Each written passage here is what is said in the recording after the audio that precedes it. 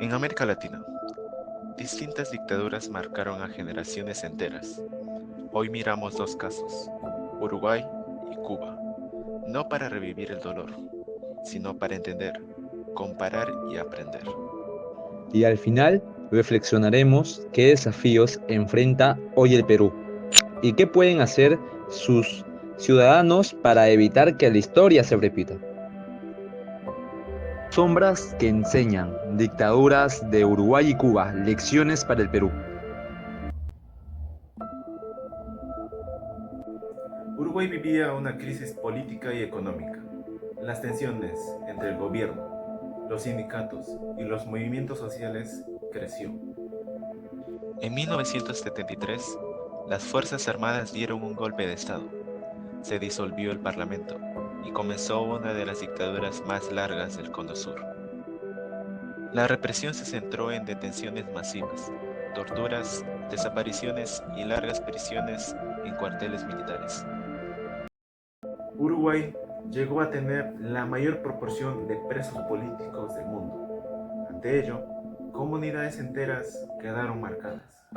Nélida Chela Fontola, trabajadora y militante social, pasó 13 años en prisión. Imagínense ustedes estar en una previa, como decís vos, nosotros estábamos en jefatura, escuchando, porque nunca nos habían dado radio, nunca habíamos tenido en las cárceles radio. Ahora, cuando llegamos ahí a jefatura, pusieron radio y con volumen muy alto, a donde discutían nuestra libertad.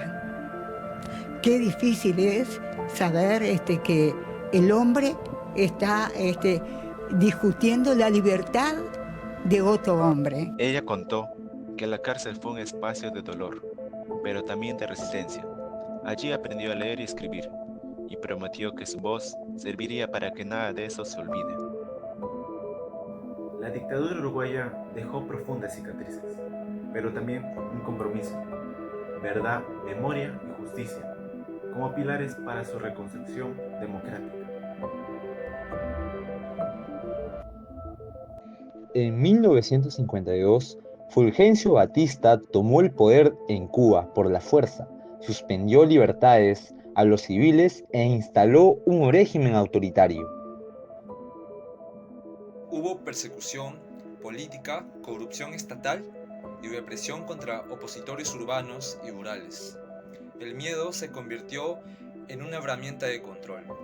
La oposición creció, sindicatos, estudiantes y finalmente movimientos armados. En 1959, la dictadura cayó tras el triunfo de la Revolución cubana.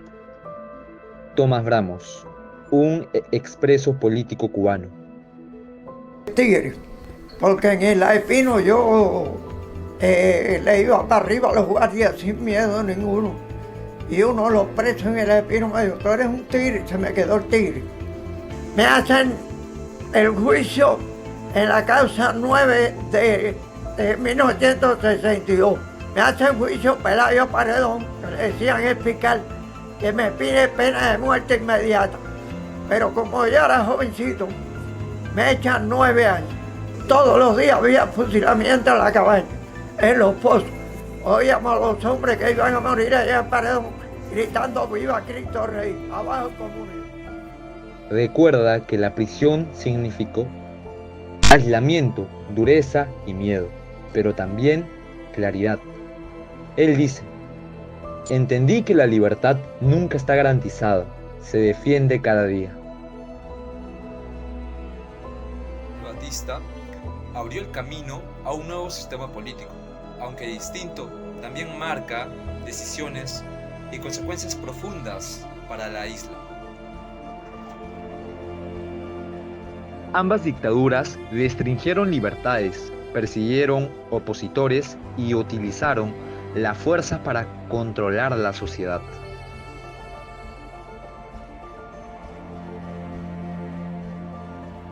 Pero hubo diferencias. Uruguay terminó en una transición democrática, con juicios e investigaciones.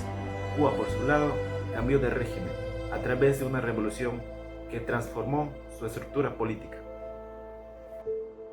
Dos caminos distintos, pero una misma enseñanza. Cuando las instituciones caen, la sociedad entera queda vulnerable.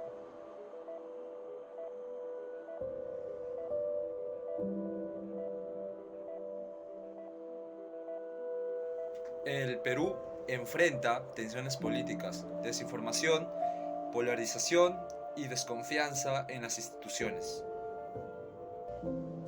Mirar a Uruguay y a Cuba no es solo un ejercicio académico, sino que es una advertencia, que la democracia puede deteriorarse sin que muchos lo noten a tiempo.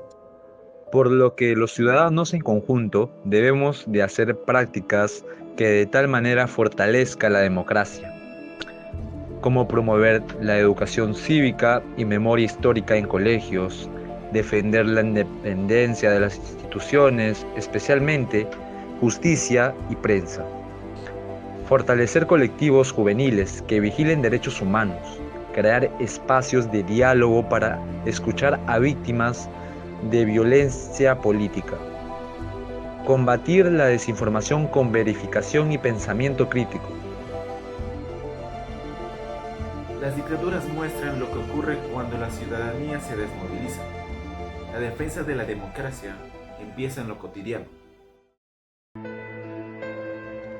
El pasado no cambia, pero sí puede enseñarnos a proteger el futuro. Uruguay, Cuba y Perú comparten algo fundamental, su gente, y cuando la gente actúa, la historia también cambia. Recordar es resistir, participar es construir.